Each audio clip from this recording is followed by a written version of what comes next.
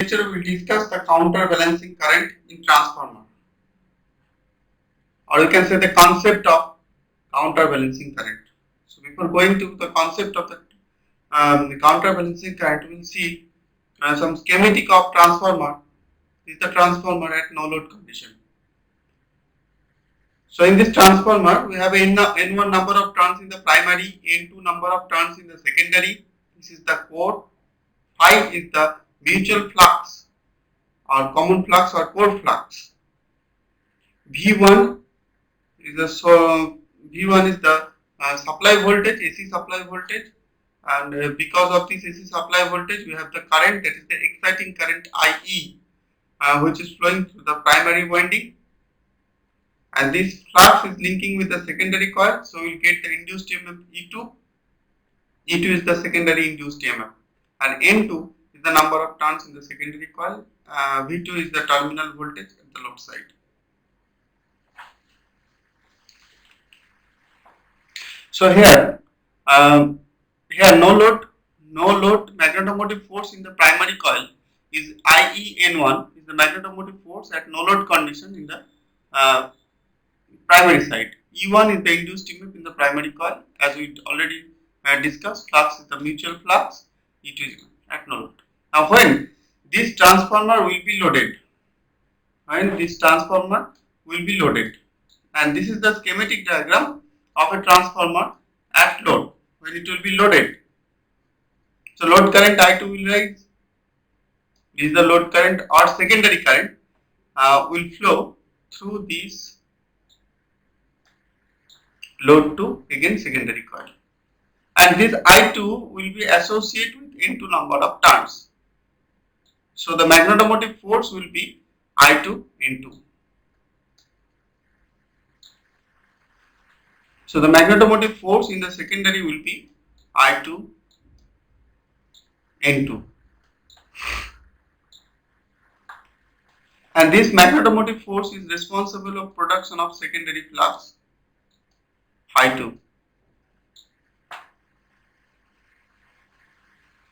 So if you see that basically the phi 2 is the secondary flux, and which is developed in the secondary coil because of flux only, main flux, as the flux is sinusoidal in nature, and this flux is linking with the N2 number of turns. So there is the induced EMF in the secondary coil E2, and as we have an induced EMF and load is connected, so this is the path, it is getting the path to flow the current I2, and we are getting the I2 which is linking with the N2 number of turns, so we are getting the magnetomotive force, and this magnetomotive force is producing the flux phi 2. So basically this phi 2 is developing here in the secondary coil because of the core flux.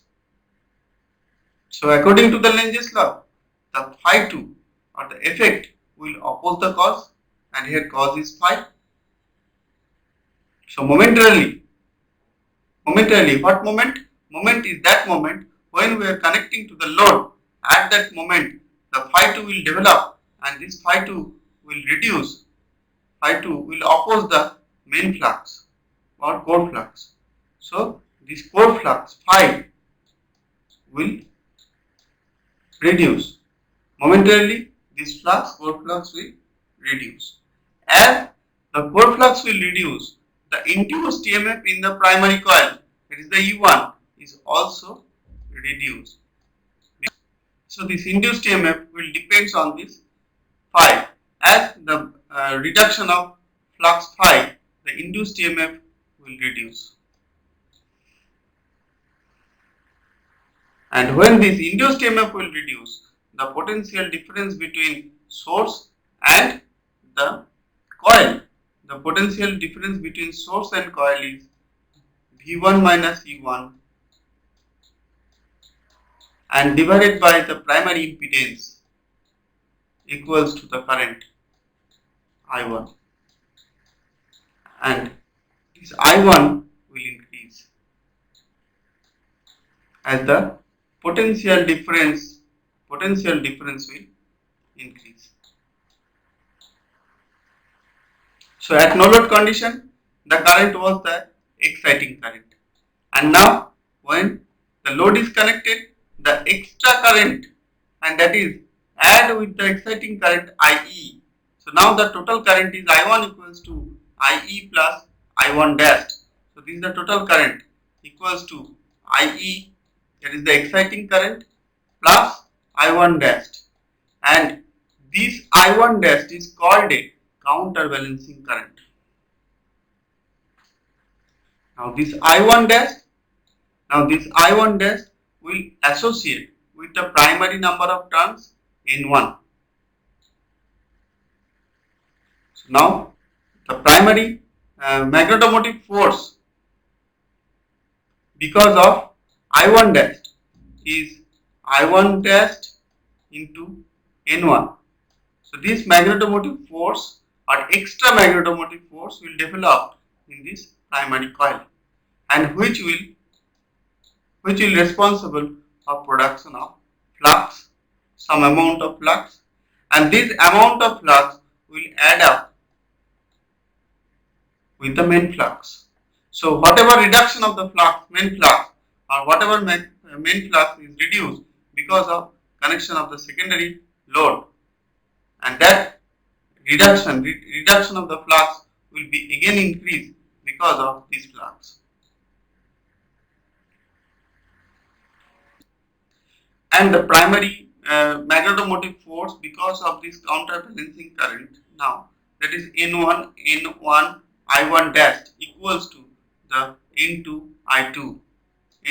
So N2 I2 is the secondary magnetomotive force, and this is the primary magnetomotive force because of counterbalancing current N1 I1 dash.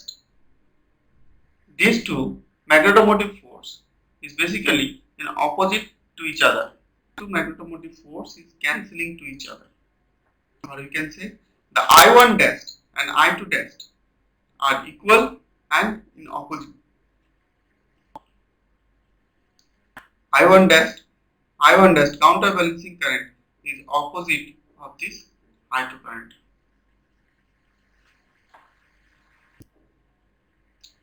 So in phasor, if you see I1 dash, suppose this is the flux. In phasor, if you see, suppose this is the flux phi, and induced EMF we have E1 and E2, say E1 and E2, and secondary current I2 is the secondary current I2. So I1 dash will be in the opposite direction of this secondary current I1 dash. So whenever the load will connect, the secondary current will flow. At the same time, the primary will draw the extra current, and that extra current, additional, due to this extra current, additional flux will develop in the primary, and which will add up with the main flux, and core flux remain constant, and extra current which is drawn by the primary current is called a counterbalancing current. So this is the concept of this counterbalancing current.